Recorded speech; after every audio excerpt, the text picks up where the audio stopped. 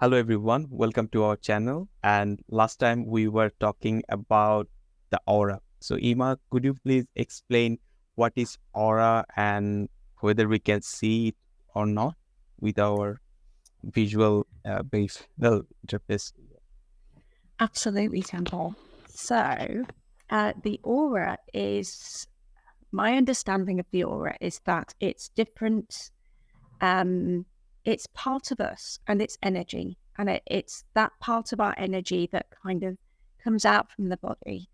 Um, our aura can grow and expand to allow us to receive more connection. It can be very open, or it can be very closed when we're feeling bad or when we're feeling like we need to protect ourselves. Our auric field can come in quite close. And as I understand it, the outer layers are more connected with the divine and with the higher chakras. And yes, they are part of our experience. And the closer to the body you get, the more you're able to feel with your body and sense when somebody kind of runs their hand just off the body, that, for example, on your back, you'd probably feel or sense that then if you were, if you're quite tuned in. So yeah, it's part of us, but it's the part of us that's not in body really. So that's, yeah, what would you like to say about this, Tanvir? Yeah. So, my perception is like you are right that we can feel the aura who are tuned already and aware of the energy. So if you are sensitive to the energy, you can feel during the session that whether energy channel is blocked or not, or whether the aura is there are any kind of cut or there are any kind of energy cord attached or not.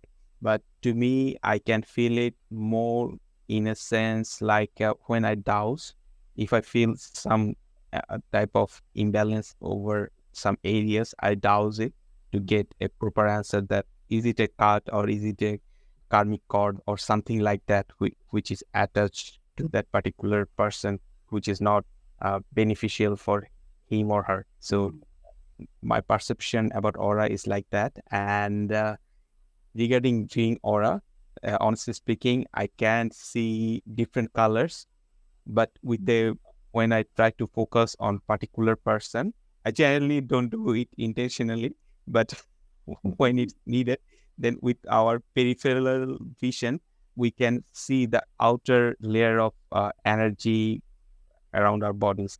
So I can see a little bit that type of things, but not like other people who can see different kind of colors and how those colors are changing. So yeah, so as I can see that particular type of aura a little bit, so I believe it is possible to tune with our intuition and the visual senses to make it able to view the aura completely. Yeah, Yeah, that's my yeah. thanks, Tanvir. Yeah, I'm with you on that. So I believe you can actually, there are techniques to learn to be able to develop your ability to see the auric field. Right, So yeah, anybody can. right, I've not done those things myself, and I have seen only once have I seen with my actual eyes somebody's aura during a treatment that was. Otherwise, I tend to get images in my mind's eye. I think we all have different kind of strengths and different senses and different ways of interacting with the world and perceiving things. And so I think the information comes to us in whatever way kind of aligns with our strength. Sometimes we'll get other senses, kind of coming forward and in the mix as well. But yeah, I tend to be more kind of tactile, the felt sense with the aura. And sometimes, I will feel disturbances in the chi. And sometimes if I feel the disturbance quite strongly near the body, I will need to move my hand up to be able to actually work with what's happening because it will be too turbulent there. I'll move my hand up. And sometimes I'll do things in the aura where I'll kind of create space sort of release blocks through tuning into the intensity and kind of almost like with music, finding areas of disharmony and working with those two. Yeah, it's really hard to put my finger on, but it verbally, but it comes from my background as a musician, really. So yeah, it's something you can develop if you wish. Some people have it naturally. Some people are really gifted with it, and it's just another form of insight. Yeah. Yeah, I completely agree with you. So that's lead to our next question. It is about when particular clients generally comes to us. So his or her perception is that whether that healer is psyche or not, whether he can read my thoughts or not. So that, that sort of, they're in a confusion. Like, people has different kind of things which they don't want to share with other people. So, what's your thought on that? Yeah, this is a something that I think a lot of people are concerned about, because they hear about all the things that energy workers have told to their friends when they've been for a treatment, and they're sort of, did you pick anything up? And sometimes it's about the treatment. Sometimes they're a bit concerned in case you're able to, I don't know, judge them or get inside information, secrets and things like that. But no, I can't tell what your pin is. I can't read your thoughts. Sometimes if there's a quality of emotion or an idea or a concept or an image that that's going on for you, if it's something that I need to know as part of the treatment, then I will probably pick up on that. But I don't get specifics in that sort of way. I can't read your thoughts. I can't tell what you're thinking. I will pick up on your energy. So if you're thinking nasty things about me, I will probably sense some hostility there. But that's not the same thing as tuning in and hearing the words that your brain is coming up with, or things like that. So, but yeah, we are connecting with the other person's experience. So emotions, physical sensations, trauma, things like that can come forward. What do you think about this subject? Have you had that same kind of thing? Yeah, I just want to go back a little bit. So, when I was introduced with meditation and some advanced level of meditation where we develop our intuition. So, our teacher was saying like, yeah, you may develop certain kind of intuition where you will be able to read other thoughts. But when you will have achieved that ability, then you will lose the interest on knowing things about other people. The same thing happened with me right now.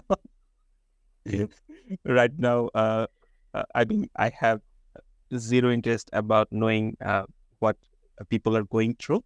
But when some people comes to me for any kind of help, so I definitely take a permission from him or her about exploring what they're going through if I need to know something. And the thing is, I also take permission from the divine, so that uh, I don't want to involve with other information, but if those information are required to heal that particular person for his or her benefits, then I want to perceive those information. Sometimes during the treatment session, so sometimes what's happened, that particular person probably verbally gave the consent that, okay, you can carry on. But when I started to do the healing, sometimes I get a rejection, like, no, you don't have sufficient access to explore, to go down to explore why that thing is happening. So generally, then I stop. And I also believe people has those type of ability who can forcefully explore those type of things in different kind of forms. So with taking help of different type of energies, Yeah. but which is wrong, Yes. which is not right. And the thing is, when you are doing those type of things, that's mean you are trying to bend the law of universe, and which will definitely detrimentally affect the healer. So better to avoid those kind of things. Yeah. It comes down to ethics and Right. intention, doesn't it? Really, Right. if somebody gives us the permission to give them a treatment, then there will be information that comes forward. It may not resonate with them. It might actually be something to do with our own life experience that the energy kind of triggers in us, so that we will say, I recognize this. This might help because this helped with me or something. Do you know what I mean? Kind of subconsciously, it might be something that's meaningful to us that comes forward, so that we then tailor our treatment to bring in those qualities that inspires in us. And that can be a conceptual thing too. So the information that we get as healers isn't necessarily directly even related to that person's life. It may not be specific to them. It might be something about us. But it will be helpful for the treatment, and that's the primary thing. If we go in there trying to read minds and things like that, and that's a breach of trust to begin with, isn't it? That's the person who's going to try and do that or think that they're okay to do that without getting permission. You shouldn't be going to them in the first place for treatment. No. Yeah, right. Okay, so let's go to our next question. It is about ourselves, like a healer, like us. So when a healer is working or giving energy healing to his or her client, so does it like he's giving his or her own energies? The thing is it like he or she needed to be topped up with energies and then give energy healings to his or her client? So what are you thinking? So yes, it really depends on the modality, actually, this one. There are people who do spiritual healing at spiritualist churches and who train as spiritualist healers and mediums. I believe when you do that, you draw in and you top yourself, you charge yourself up, you bring in a lot of spirit energy, and then you give that to the person. So it's you can end up getting quite depleted and tired if you haven't taken on enough energy to begin with, perhaps. And so when healers talk about being tired or drained, it can be that it is their own energy if they're spiritual healers. If you're a Reiki practitioner, though, if you're a Shiatsu practitioner, probably not. With Reiki, you're channeling. You're connecting to Reiki and then you're sharing. It's like you're a radio. You tune in to the frequency, then you switch on your switch, and Reiki flows and you can hear it and the people can hear it. So you get some Reiki and they get the Reiki too. With other forms of energy work, like Shiatsu, you can draw in energy from yin and yang into your body, and then you can share that out. That's called ki projection. One of those sorts of techniques is called ki or chi projection, and you can breathe it in and you can give that chi. But that's not going to drain you though, because the approach in that modality is that we are all one to begin with. We are all energy. There's no my energy and your energy. And you'll make your connection with heaven and earth, your alignment between heaven and earth to begin with. So yeah, you're not going to get drained of energy by using ki projection. So yes, the answer is it depends.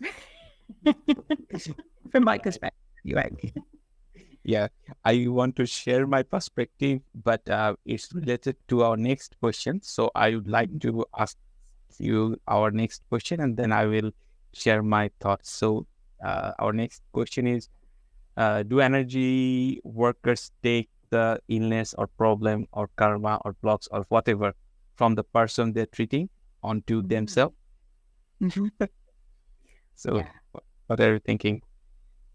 Would you like to go first because you had something you wanted to say about the other, and then I'll go after. So my perception is the mix of previous question and this question. So you are right. Basically, when I am treating or doing energy healing on something or a particular person, so I go with mainly Reiki and the angelic healing. But what I have felt that if I am not tuned or I'm not physically well enough, then somehow I'm getting affected a little bit. So I'm not quite sure why it is that happening, but it's effect when I am not physically fit enough for the healing. So I have tried various time, and most of the time I have seen that when I am not in tune with my energies or physically not fit enough, I am getting kind of more ill. So it's like probably when, especially it's happened when I am clearing energies. So it's not about healing the human, but mostly when clearing the energies of the home. So there are certain kind of things. There are some detrimental energies when you are sweeping all those energies. Sometimes those things try to suck energies from any kind of source. When those energies found that some other person is trying to sweep us away, They don't want to go. so it's like about the protection. So I think probably when we are not physically well enough, and then probably uh, the protection which we are using for our own safety is not sufficient enough. So now I have a checklist like when I need to heal something or someone, I need to be physically fit and my aura should be locked. And the thing is, my energy needed to be balanced first. So when these three things are in tune, then I go for any kind of healing, whether it's a home healing or healing a particular person. Yeah. But now it's on you that how you're thinking. Yeah, thank you, Tanvir. That's really interesting. It sounds like, yeah, no, I've had some experiences like that myself, where there have been energies that have stuck around. It's not necessarily been to do with how I've been in myself, but I've got some techniques that I've used to kind of clear the sticky energies and the effects of them and things like that. So, yeah, I know what you mean. So in terms of taking on other people's illnesses and things like that, a lot of people do think that that's what happens.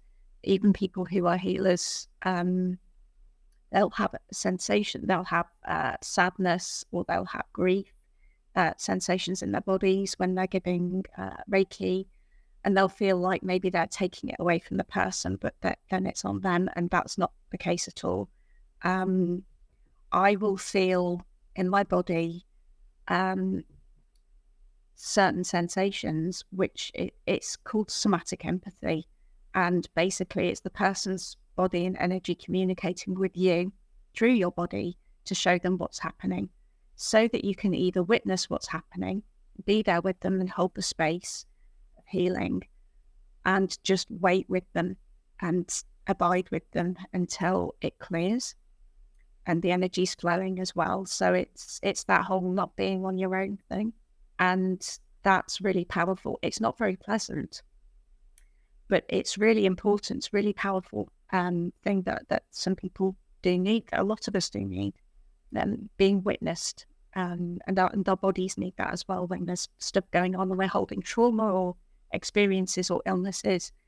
The body sometimes needs somebody to see what's going on, especially if the person themselves is up in the mind and isn't connected with their own experience. Then the healer will step in and be part of that, and then give advice afterwards on, connecting with the self and things.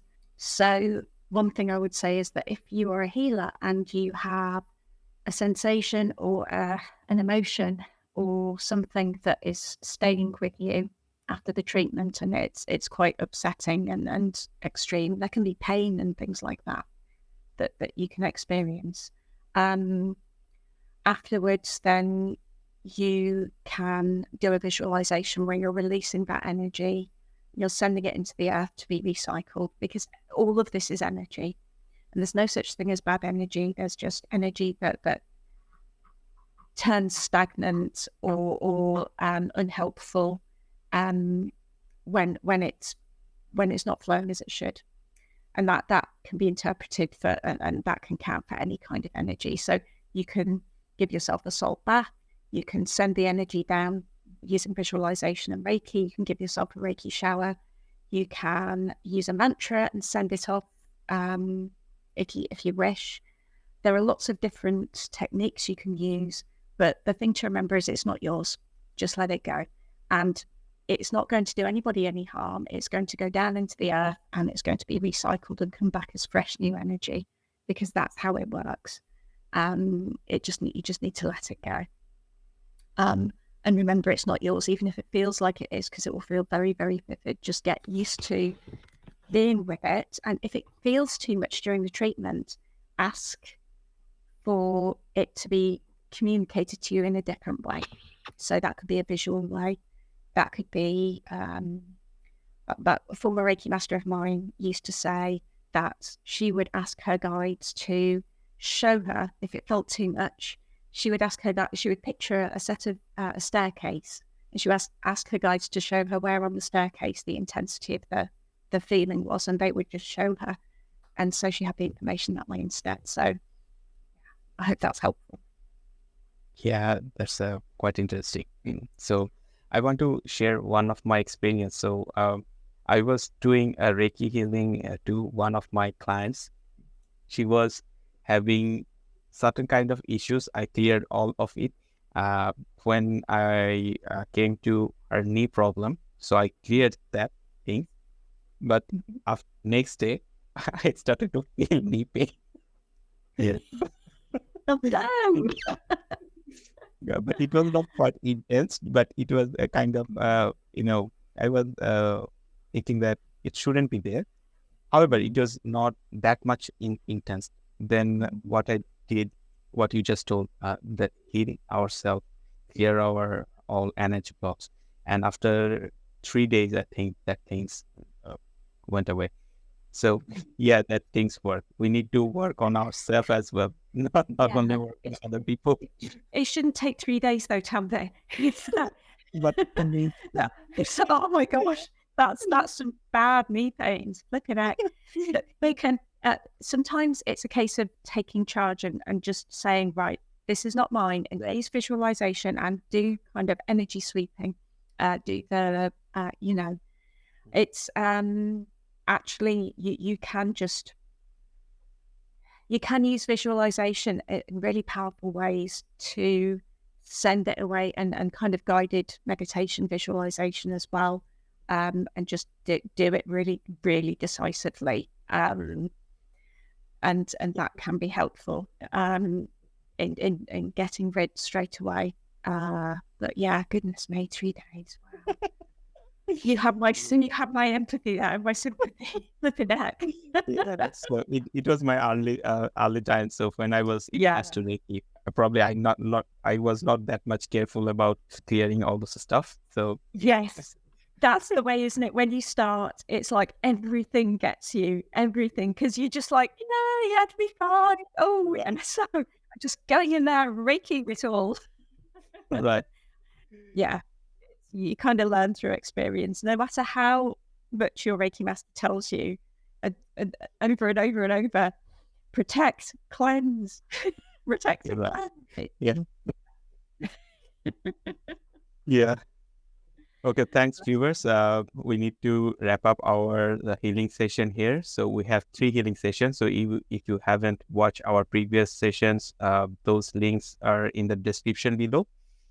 And please leave your comments, like, and share, so that we can create more valuable content for you. Your input makes all the difference. So please do pop your comments below and like and share and spread the word if you've enjoyed this and it's been helpful. Yeah. So stay curious, stay with us. See you soon. Bye. See you soon. Bye.